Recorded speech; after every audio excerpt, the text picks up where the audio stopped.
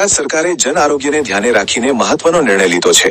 આવતીકાલ 6 ઓગસ્ટથી રાજ્યમાં એનાલોગ પનીર, ચીઝ અને બટર જેવા ઉત્પાદનોના ઉત્પાદન, વેચાણ અને વિતરણ પર સંપૂર્ણ પ્રતિબંધ મૂકવામાં આવ્યો છે।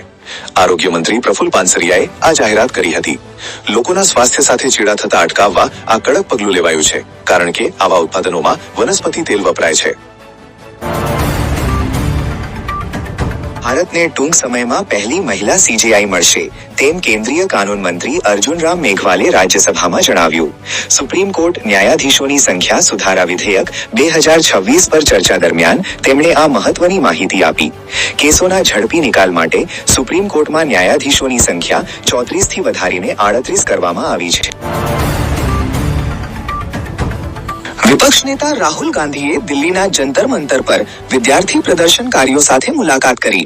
તેમણે જણાવ્યું કે આ વિદ્યાર્થીઓએ કંઈ ખોટું કર્યું નથી અને તેમને કોઈની માફી માંગવાની જરૂર નથી।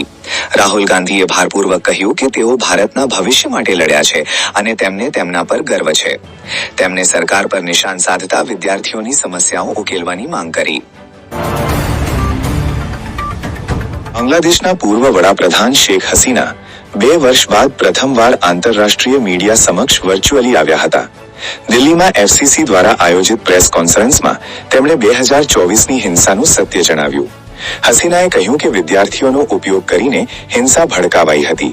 તેમણે બાંગ્લાદેશ પરત ફરવાની અને કાયદાના શાસનની માંગ કરી। પુત્ર સાજીબે કહ્યું, બાંગ્લાદેશ ભારતના પૂર્વમાં બીજું પાકિસ્તાન બની રહ્યું છે। છોટાઉદેપુરના નસવાડી તાલુકાના હાંડલી ગામની પ્રાથમિક શાળા જર્જરિત થતા 1 થી 5 ધોરણના 17 બાળકો મધ્યાહન ભોજન સંચાલકના આવાસમાં ભણવા મજબૂર બન્યા છે।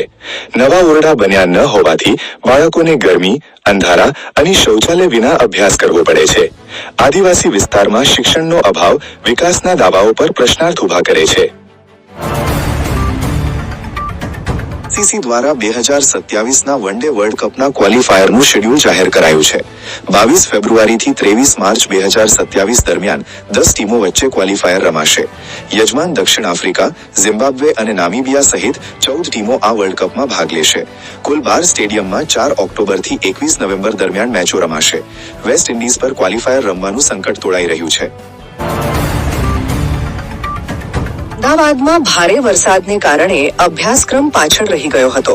આથી જિલ્લા શિક્ષણાધિકારીએ પરિપત્ર જાહેર કર્યો છે। અમદાવાદ શહેરની તમામ સરકારી, ગ્રાન્ટેડ અને સ્વનિર્ભર શાળાઓ જરૂર જણાય તો સ્થાનિક પરિસ્થિતિ મુજબ સ્વૈચ્છિક ધોરણે રવિવારે પણ શાળા ચાલુ રાખી શકશે। આ સમયમાં અભ્યાસક્રમ પૂર્ણ કરવો, પુનરાવર્તન કરાવવું અને મૂલ્યાંકન જેવી પ્રવૃત્તિઓ કરી શકાશે, પરંતુ વિદ્યાર્થીઓની સલામતી અને હવામાનને પ્રાધાન્ય આપવાનું રહેશે।